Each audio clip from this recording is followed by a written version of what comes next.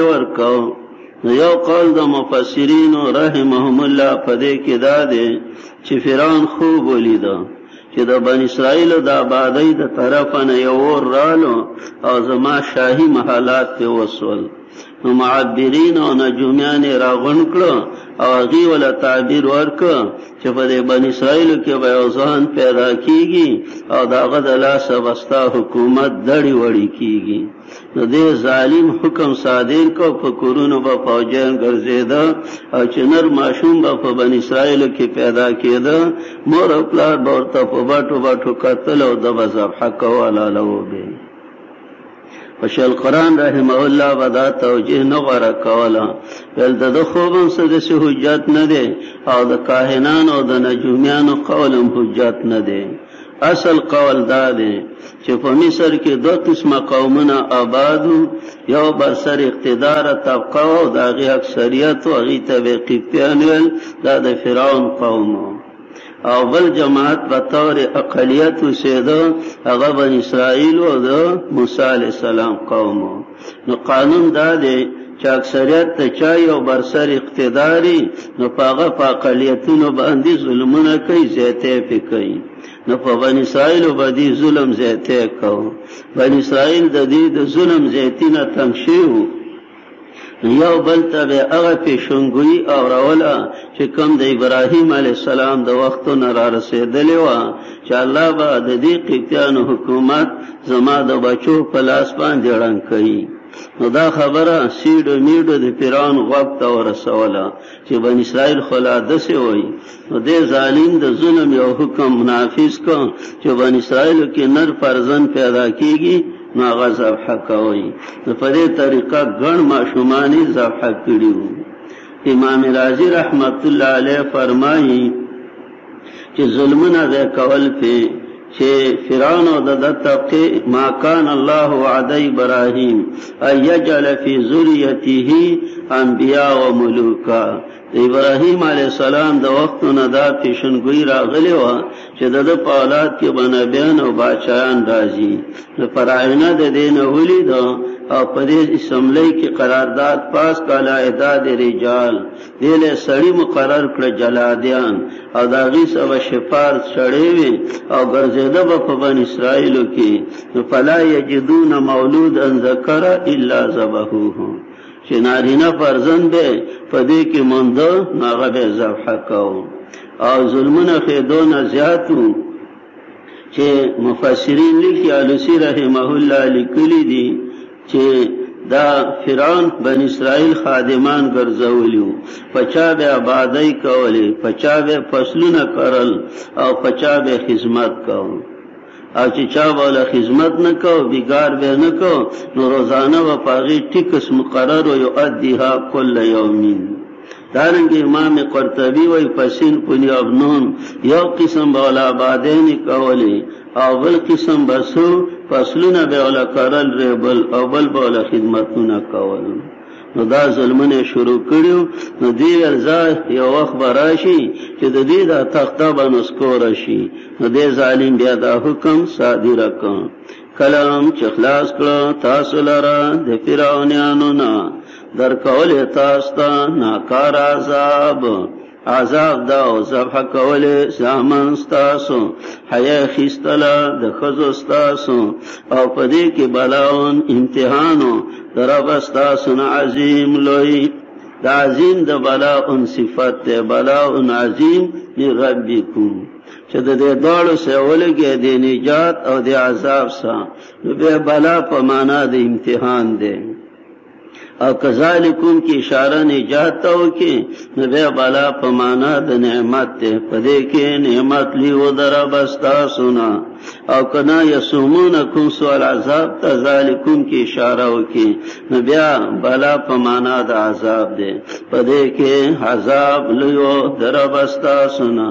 نو درې معنی پدې کې نعمت لیو درابستا سنا، پدې نجات کې پدې درکول د عذاب کې عذاب لیو درابستا سنا. دوړ سے ولګوا پدې نجات او عذاب کې امتحان لیو درابستا سنا. مفسرین دا ټول معنی کړی دي او صحیح دي. خو خیر زمون چې خلاصه کې څنګه ویل چې ذکر دا تو نعمتونو او دو عذابونو نقمتونو نو بیا د نجناکم سے ولګوا نو ربط براشي دا لی نعمتو چې د پراینونه مخلاص کړی او څنګه اخلاص کړی نو په دې بل آیات کې د نعمت او د خلاصې دو وضاحت کړي چې بحر قلزم او دارنګي په دریاب کې مدل بحر احمر یا بحر قلزم کې مدل دول اسلار در کړی و اس فرقنا بكم البحر عربی کی حروف جارہ کلا باز مجازن په معنا د باز راځي نو بكم معنا لكم کلمه چې بیل بیل کړتا سلر دریاب بحر قلزم بحر احمر باندې دی ورل نو موسی علیہ السلام ته مرګری وای چې جیرستونه فرعون را لو مخ ته دریاب دی هغه دریاب له دولس ډبا ورکړه نو دولس سرکونه پکې جوړ شو او بنی اسرائیل دولس قومونه خروغ را مټ پورې وته چې کله فرعون را ورسېد نو حکم یې وکړ ورځي هغه تخفل فوجان وای چې سیبه دریاب برا باندې راشي ول دلګانو به زمانم شل نکړو د خپل اس اول دریاب ته ورغورځو او راځي اپسي چې کله د دریاب من لورل دریاب پیرال خپل په پاک کړه چې نه خبرې موناتریم ټوله د فوجونو سره الله وکړه کلام چې بیل کتا سره دریاب نو خلاصم کړه سره او ډوبم کړ فرعونان او تاسو ورته قتل د دې تفصیل سورې شعراء کې راځي سورې شعراء لسمه پارا راوړوي د 250 آیات نه مضمون چلاولې چې دې د شپې وتل هجرت شروع کړ فرعون خبر شو هغه چپړاسیان ولېګل او ټول فوجونه راغون کړه ولدا خلک غوندې خلک دي او د ډاګي به و پس ور روان شو چې کله نور چې راواله مخله سین دالو او د شان رستو د فرعون فوجان دال بنی اسرائیل ویری چې اوس بسکو الله موسی علیه السلام ته وکړه چې رېګما تا بروغ را مخ خلاص کم او دی و پدی وبو کې بالغ په ورکم واوحینا الی موسی ان اسر بعبادی وحی میں اکرم موسی علیہ سورۃ شعراء 52 وحی میں اکرم موسی علیہ السلام تا د شپې بوز بندگان زما انکم متبعون استاسو تابعداری وکولې شي ولې غل فرعون فخرونو کې حاشرین را جمع کون کې چپړاسیان او ویلی نه هاولای دا بن اسرائیل لشر زما یو جماعت ته قلیل لگ او دې مونږ لره وسرا واستون کې دي و ان لجميع حاضرون او من ټول د دینا خطر ساتو الله راو مستل د باغونو نا د چینو نا د خزانو نا د زی عزت من نا کذالک خبرم د غرنګی دا ورسنا بنی اسرائیل دا ملکونه به بنی اسرائیل تور کړه فاتبعوا فسیش فرعونان هم بنی اسرائیل پس مشرقین سیرمال چې نور سیرواله ورسېدو کلا چې مخامخ شداړه ډالي ویلی موسی علیہ سورګرو د موسی علیہ السلام ان لمدرکون سے منگیر شو دا موسی علیہ السلام کلک یقینا الله باندې قال کلا اچرینا انما یا ربی ما سم رب دې سيهدين ما تولا روخی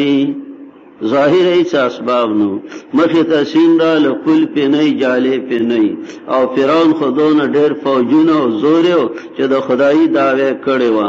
وحی میں اکرم موسی علیہ السلام ته وه په مساخ پل دغه دریاب دلی توی کړي دا دربا دولس دا بیوار کړو نو دولس وچې لارې جوړې شي فن فلق بیل شفقانا کل فرقین کتو دل عظیم پشان د ډېرې لوی نږدې کړه د غزی تنور او خلاصن کو موسی و من معه اجمعین ثم اغرقنا الاخرین تفصیلی واقع سوره شعراء کې ده وَإِذْ فَرَقْنَا بِكُمُ الْبَحْرَ کلم چې بیل کستاسو د پار دریاب فانجناکم نخلاصم کړه تاسو لرا واغرقنا على فرعون دلې به داسې نه وای چې آل د فرعون هم ډوب کړو نو بیا خو فرعون خلاص شوی. دلې موږ داسې معنا کوو ممزوجه معنا او ډوب هم کړه فرعونیان، فرعون هم سره ډوب شو او فوجونه هم ډوب شو. او دا ویلیو چې هذه الانهار تجری من تحتی سوره زخرف کې راځي دا نهرونه زما په حکم روان دي. الله لولېږه چې ستا په حکم دي زه بدله پکې غوپې دار کما. ځکه دا د خدای دعوا کړې وه نو ډوبم کړه فرعونیان او تاسو ورته کتل. محقق دوانی کتاب لیکلی دی په نجات فرعون چې فرعون خلاص شوی او دلیل دا دی چې آل مضاف ته فرعون مضاف الیه دی، مفعول به آل دی او مضاف الیه قید خارجي نو آل فوج ولا ډوب کړی دی او هغه خلاص شوی دی. من محقق ته یو تاسو رې نو سورې اسراء قصص نه دي کتلی یو ځای دي کتلې نو ته په قران صفېږي. شیخ قران رحمه الله بویلو چې منګت د کرکمان غټو مندري و چرارې کول کسه کې الفساری ما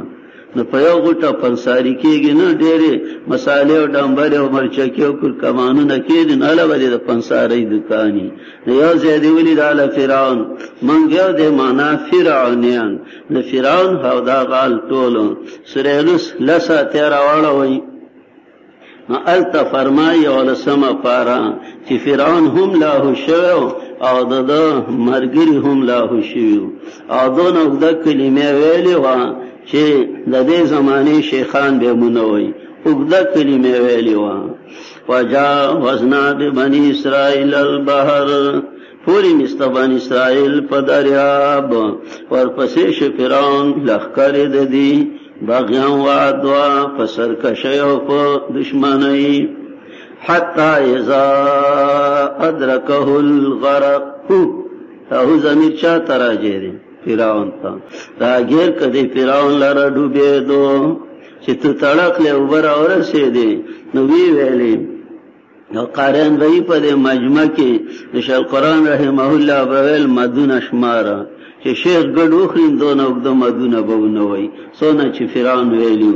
آمنت انه لا اله الا الذي آمنت به بنو اسرائيل دونه د کلمه وتاسو وي خو په فائدې ولا